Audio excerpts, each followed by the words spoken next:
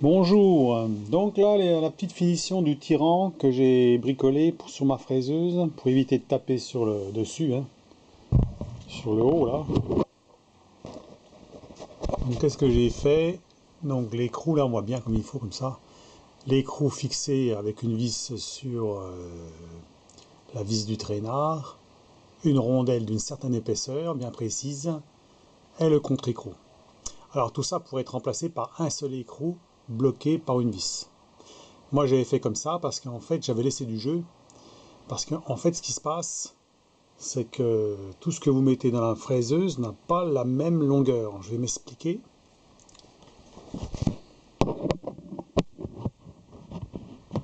Voilà. Si on prend ça, si on prend celle-là, celui-là, ou l'autre, hein, l'autre mandrin, ou ma fraise spécifique, ici, là, voilà la petite fraise, eh ben, quand on les enfile, ils sont pas tous à la même hauteur.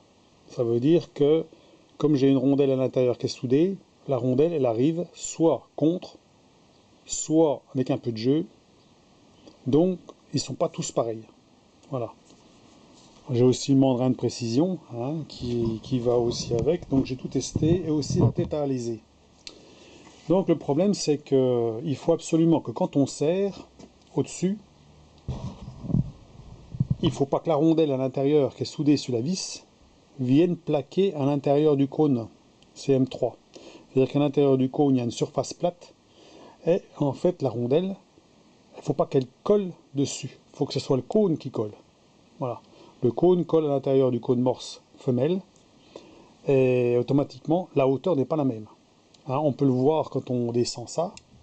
On peut le voir dans la lumière ici, là. Voilà. Dans la lumière ici, on le voit bien. Hein.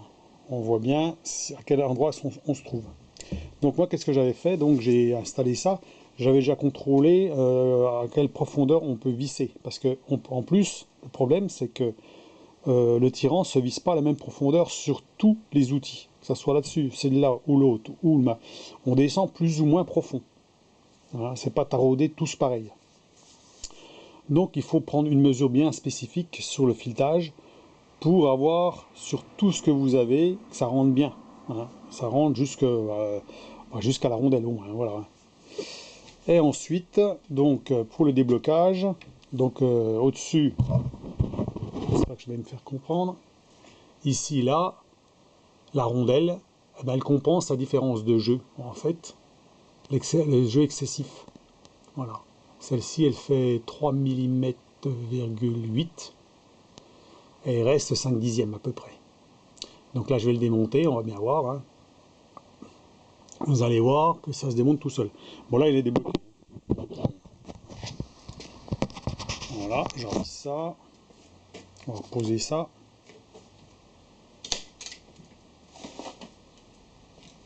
Pour ceux qui veulent en faire, hein. Donc, le premier truc qu'il faut faire, c'est mettre une vis de...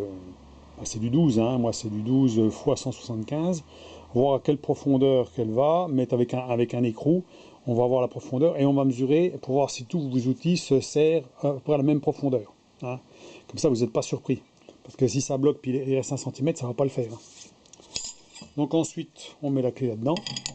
Voilà. Et on desserre au-dessus tout simplement. Alors, je vais vous montrer le jeu qu'il y a. Voilà, là j'ai desserré et il n'est pas débloqué. Là, le cône est toujours pris. Et voilà le jeu qu'il y a.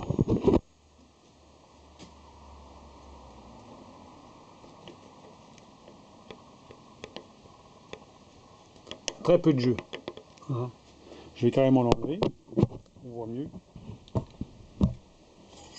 Donc on maintient en dessous et on dévisse.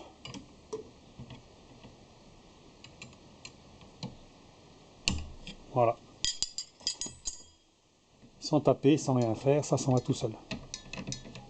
Alors entendu, il ne faut pas non plus serrer très très fort non plus. Hein. Plus on va serrer fort, plus on aura du mal. Bah, c'est un peu la même chose si on est obligé de taper dessus, si on bloque fort en le tirant, avant de faire la modif, on sera obligé de taper très fort pour le sortir. Bah là, c'est pareil. Moi, j'essaie, mais normalement, on va dire. Hein, voilà. Donc voilà le jeu qui... Voilà, c'est tout. Donc là, l'écrou qui est vissé, la rondelle et le contre-écrou, tout est bloqué ensemble. Là, c'est serré à mort, tout est bloqué ensemble. Ce qui m'a permis de, en fait, de mesurer pour avoir la rondelle là. Voilà. C'est tout ce qu'il y a comme jeu. Voilà. Ça veut dire qu'au bas, la rondelle, elle touche le fond du cône CM3. Voilà. Pour le remettre,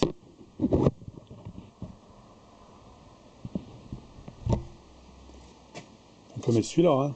On va mettre celui-ci. Donc, on visse au-dessus, on peut visser en plus au bas, comme ça va plus vite en plus. On bloque à la main. Voilà, on prend la clé pour bloquer au bas, parce que celui-ci, il n'est pas comme... Là, l'avantage, c'est qu'on peut mettre une clé sur celui-ci, là. Par exemple, le mandrin, on ne peut pas. Donc, on est obligé de prendre sur la broche.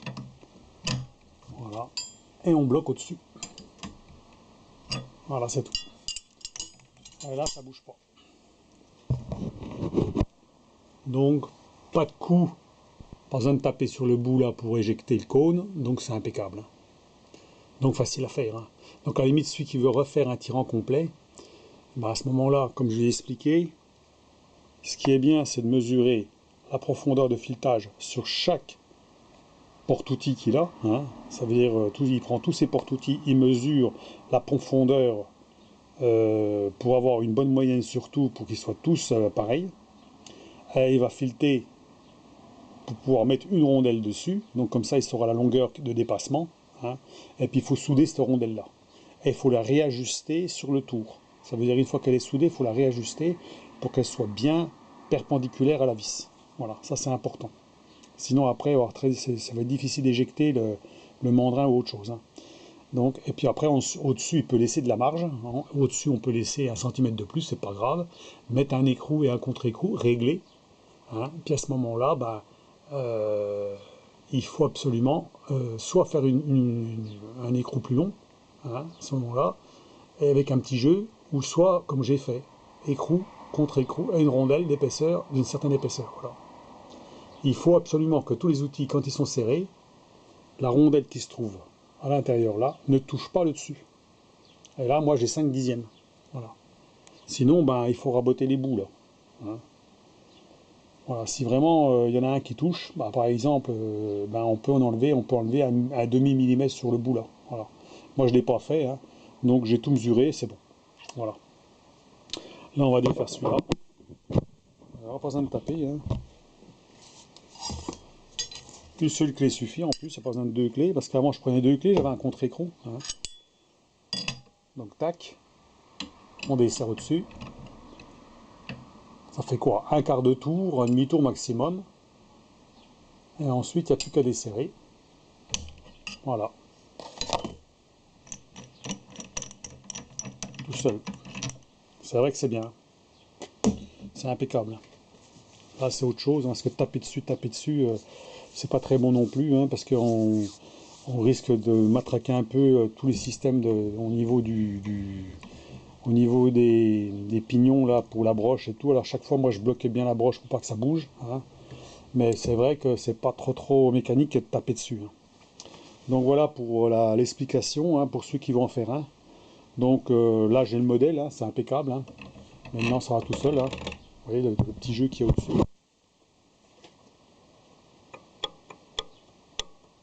Alors sur cette machine-là, il y a très peu d'espace en fait. Hein. Quand on met les cônes dedans, à l'intérieur, on arrive à un espace qui est de 4 mm à peu près, entre le dessus des outils, par exemple le dessus du mandrin, et la partie plate au-dessus. On a 4 mm. Donc on ne peut pas mettre une rondelle au-dessus soudée sur le tirant de 4 mm. Sur la mienne, on ne peut pas. Hein, moi je suis à 3 mm, à peu près dans ces eaux-là. Hein. Voilà. Alors peut-être qu'il y en a certaines, par exemple le modèle plus important, plus gros, ils ont peut-être plus d'espace. Hein. Voilà. Donc moi je suis un peu limite, mais là tout va bien. Hein. Je suis à 5 dixièmes. Ça veut dire que c'est celui-ci là qui va le plus loin. Voilà. C'est celui-là qui va le plus loin, le plus profond. Voilà. Alors voilà, on ne sait pas trop, c'est par rapport à ça, hein, par rapport au cône, comment il est fait, etc. etc. Donc bien vérifier tout ce que vous avez, si ça rentre dedans, à quelle profondeur votre vis descend, et à combien vous vous trouvez du dessus de la partie plate qui se trouve au-dessus de la broche, à l'intérieur. Donc voilà pour les explications. C'est intéressant de le faire. Je n'ai pas mis très longtemps pour le faire, puisque j'ai réutilisé la même vis que j'avais pour le traînard, puisque j'en avais déjà fabriqué une autre, où j'avais fait un écrou et un contre-écrou. Je trouvais que c'était plus pratique. Mais là, c'est carrément mieux. Il n'y a pas photo. Là, vous le mettez, vous vissez, un petit coup en bas, un petit coup au-dessus, vous bloquez à la main. Voilà, vous prenez 2 clés. Hop. Là, c'est bloqué. Voilà. On met le cache au-dessus et c'est fini. Pour le défaire, c'est pareil. Alors qu'avant, moi, je tapais dessus. Je tapais, faut dire que je l'emboîtais comme ça fort. Et j'étais obligé de tenir quand même au bas parce que ça a tendance à glisser. Alors, je ne sais pas pourquoi. Alors, ça tournait quand même dans le vide. Alors, je suis obligé de tenir au bas. Parce qu'avec le contre-écrou au-dessus, moi, je pensais qu'avec l'écrou au-dessus et le contre-écrou au-dessus, on pouvait se débrouiller avec les deux du dessus. Il faut 2 clés dans les mains. Donc là, une clé au bas, une clé au-dessus, c'est bon. Donc ça passe. Pas de problème. Donc voilà pour la vidéo, la dernière vidéo donc du tyran sur la fraiseuse. Alors pour ceux qui ont la même machine que moi, donc cette machine-là, qui m'a donné des soucis sur le variateur, mais qui fonctionne bien, et ben ils peuvent faire ça sans problème. Voilà. Ça évite de taper au-dessus comme un bourrin, et puis voilà, avec le marteau. Bon, moi je tapais avec un marteau en bronze, mais bon, c'est les chocs qui sont répétés dedans, on ne sait jamais ce que ça peut faire. Je vous dis, ça peut agir sur la broche, puisqu'on si on laisse par exemple le truc verrouillé là au niveau de la broche pour utiliser le micrométrique, on répercute les chocs partout. Alors on est obligé de bloquer ici pour être sûr, voilà, pour éviter que les pignons prennent des chocs à chaque fois. Et comme on change souvent les outils, donc c'est bien de ne plus taper dessus, quoi. Donc là, c'était une bonne idée d'un de mes abonnés qui m'a donné l'explication, enfin qui m'a fait voir une vidéo, mais sur une machine plus grosse que ça. C'était le modèle au-dessus. Voilà. La mienne, c'est une 900 watts, modèle au-dessus, c'est 1500 watts. 1500 watts, 350 kg. Celle-là, elle fait que 200 kg. Enfin, pour ce que j'en ai à faire, j'en ai assez. Mais bon, après, voilà. Donc ça peut être fait sur ce modèle-là ou le modèle au-dessus, sans problème. Voilà, donc dites-moi ce que vous en pensez, et puis ceux qui sont intéressés pour faire ça, vous voyez, c'est très facile, il faut une tige métallique, un axe de 12 pour la mienne par exemple, c'est du 12. Alors c'est de l'acier, c'est du C45, j'ai pas pris, non c'est même pas du C45, j'avais pris, il me semble que c'est de l'acier doux que j'avais pris pour faire la vis, et depuis des années, je force dessus et ça bouge pas, voilà, ou du C45, je sais plus ce que j'avais pris comme vis. Mais bon, elle résiste bien, il n'y a pas de problème, les filetages ne sont pas abîmés, rien du tout. Voilà, allez, sur ce, bonne soirée, et puis à la prochaine.